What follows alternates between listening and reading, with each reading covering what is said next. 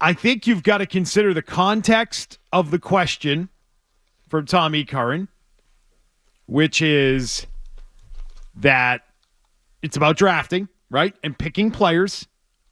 It's not about free agency. It was more about drafting. How's that? I mean, he's talking about picking players. Like, what's your sort of confidence level in them picking the players, drafting the players? In my mind, that's what it's about. And I think when he said invest, because he's trying to defend Elliot Wolf, by the way. Yeah, definitely. He's absolutely on this Elliot Wolf train. He's trying to proactively prop up Elliot Wolf. And I think what he's referring to is that he's talking about a time investment, an actual investment of attention, of being involved. And do you know what I think it could be about?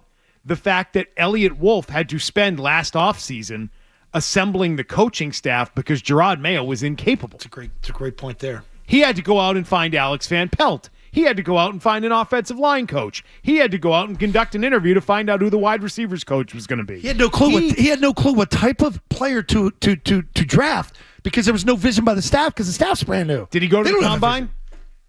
Remember that story? Yep. Where the hell's Elliot Wolf? Matt Groh was the guy in charge. Where was he? What was he doing? Oh, he's out there putting together a coaching staff because the team hired a coach that didn't know how to do it. That may have been what it was. That may have been what he's referring to. But whatever it is that he is referring to, right? Whether it be he is referring to resources, he is referring to being caught up having to do other things that are not typically his job. Do you know what it is? No matter our disagreement over what he meant? Yeah. It is more complaining and whining and excuse-making by Elliot Wolf. Yes. See, it's... Oh, I didn't have enough time. I was putting the coaching staff together because they forced Mayo on he's defending me. Himself. I cry, baby. I'm overworked. I had so many responsibilities here. I couldn't even act like a GM. But seriously, and it piqued my interest because it made me remember they pushed back the reporting date for the players an extra week because the staff in March and April was still not ready to go. They were still playing catch up. I think it was we're still trying to get to know each other. Would have had to be a shock, those OTAs, huh? The throwing camps and all that. Like, wow, we're not really getting coached here. Or we're making mistakes. And the reporting of the players that it all started then. They knew in the spring that they weren't going to be ready to go. Vrabel's got a lot of cleaning up to do here. It speaks to dysfunction. Yes, it if does. That's what it is that Elliot Wolf is complaining about, not having enough time or enough hours in the day because he's doing other people's jobs. I mean, it's the latest in a long line of excuses. Well, I don't even know, like, if he was on board, like, hiring Gerard. Like, that's ownership's pick. Which is funny because you can go back to what he said a couple of weeks ago about not getting enough development out of the guys that they picked. Well, did you pick them or not? Yeah. Were they your picks or not? And if they were your picks and you're complaining about the development, you did pick the coaches. Right. So you picked the players and the coaches. So what is it that is not your fault in all of this, Elliot Wolf? What about all the guys he retained and came back on second contracts that really didn't have great years? Like, you had Hunter Henry had a great year. Name another guy that you signed back had a great year that was previously here on a previous roster. Did Godshaw have a great year? No. Did the safeties have a great year? No. Keep going. No. The answers are all no. Did Ramondre have a great year? No. No. Okay. The staff that is familiar with the players we brought back, you allowed these guys to regress. That's a whole other part of it.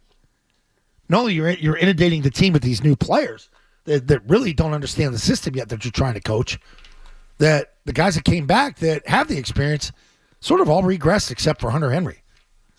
That's not good.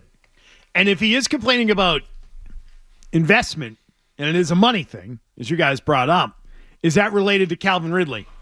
I wanted to sign the guy. I wanted to keep going. Maybe. Someone else told me I couldn't keep going. Because I think you were there. You learned your mistakes, and I think you went the distance with Ayuk. He just didn't want to come here. Like, the Ayuk wouldn't even call back your head coach. That's how much he didn't want to come here.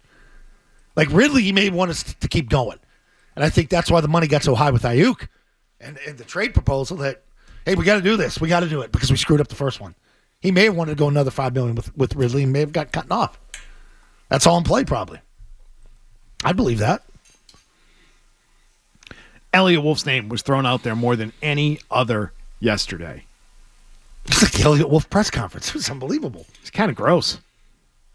It's too much. It was too much. Trying to convince us of this partnership with Elliot Wolf. And that guy we had on with us, that Mike Vrabel guy, he's a pretty smart guy. And the more and more you think about this, and I thought about this yesterday, like, he got out in front of this Elliot Wolf thing.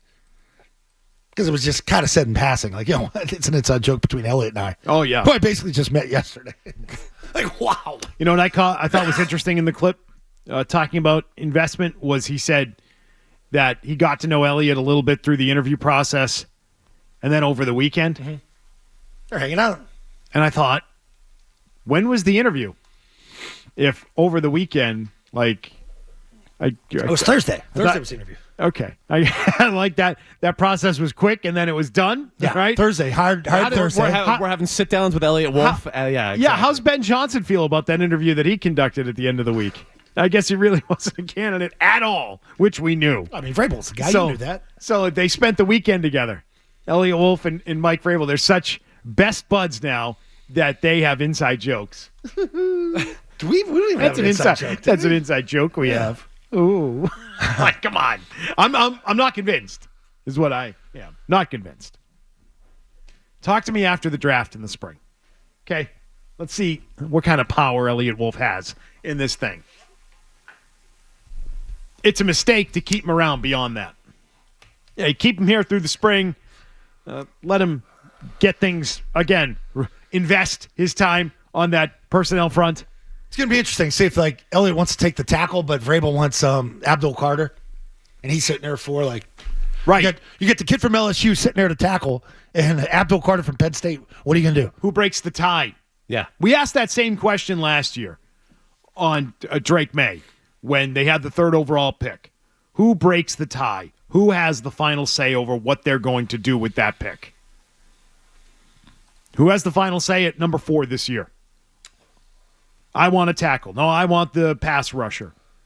Well, we, have an opportunity to trade out. Who gets to decide those things? And if it's anyone other than Mike Vrabel, that's an epic mistake. Big-time mistake. So fine. Let all these cooks be in the kitchen. Let them all be in there.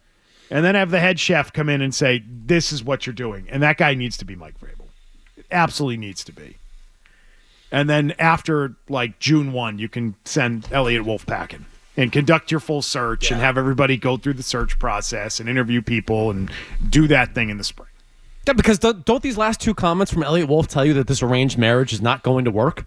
Clearly, if things don't go well for Elliot Wolf, it's not going to be a united front where we need to get this better. He already threw one coaching staff under the bus, and then whoever he was referencing in terms of the lack of investment with Tommy Curran, clearly you threw someone else under the bus there. So, like, if I'm Mike Vrabel, I'm not saying this is we're good. We got an inside joke now. We're good moving forward. This guy's going to have my back if these players don't work out. Elliot threw his own guys under the bus, too. Never mind coaches that he's had an arranged marriage with. He hired guys that he had connections to on the offensive side of the ball and then threw them under the bus at the end of the season.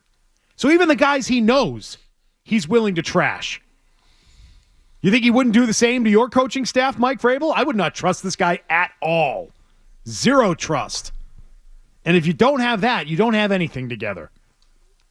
It's not going to work. It never does. It never does. But who knew that Elliot Wolf was such a whiny little crybaby? What a crybaby. Excuse-making GM Elliot Wolf. Sorry, de facto GM. My coaches didn't develop my players. I didn't even pick the players. I couldn't invest. I had to hire the coaching staff. Oh. Crybaby. Excuse making left and right. You know what? That's become sort of the MO of this team, which is sad. The players made excuses. The coaches made excuses. The front office guy makes excuses. You want to keep going in that direction? I'll never forget after the Charger game when Gottschall stood there and said we were pretty good against the run today. Yeah, no, you guys were awesome. You get your ass kicked 40-7. 40-7. 40-7. I wouldn't have done the interview. I just wouldn't have said anything. I would have walked out. If the game kept going, they were just going to keep scoring on every possession. But no. Because he threw it all over the field on your ass. No, hang your hat on that. That's great. Yeah, because Led McConkey just embarrassed you. Oh, my God. They're an excuse-making team. They're pretty good against the run. They've got to get rid of all those excuse makers. That's why Mike Vrabel's here. He is the ultimate no excuses type of coach. Make no excuses. We are going to, how did he say? Did he say rid ourselves of the entitlement? Hold on, I have it saved. Because it's such a great quote. We're removing entitlement from our football team. Removing entitlement. Gotta have the guys that are here that deserve to be here. We're going to earn the right to be here every single day. Is Elliot Wolf earning the right to be there every single day? Ask yourself that question, Robert Kraft. Ask yourself that. Is this guy earning the right to be here? Is he a little too entitled? Is he making excuses for how bad we've been for the last calendar year and how bad the drafting has been for 5 years with this guy in the front office the whole time? We're going to remove entitlement from our football team. Good. Get to work. I like it. Time to get to work on that front. In a few months. He can hang around for the time being, keep his staff before, and, focus on putting the good coaching staff together. Yeah. He can get rid of those personnel guys later as long as you get to make the final call. But it's coming. It should happen. Hey, if you like that clip, check out more videos from Zolak and Bertrand right here. For more Patriots analysis and opinion, hit this playlist. And for all the latest from the Sports Hub, download the app at 985thesportshub.com.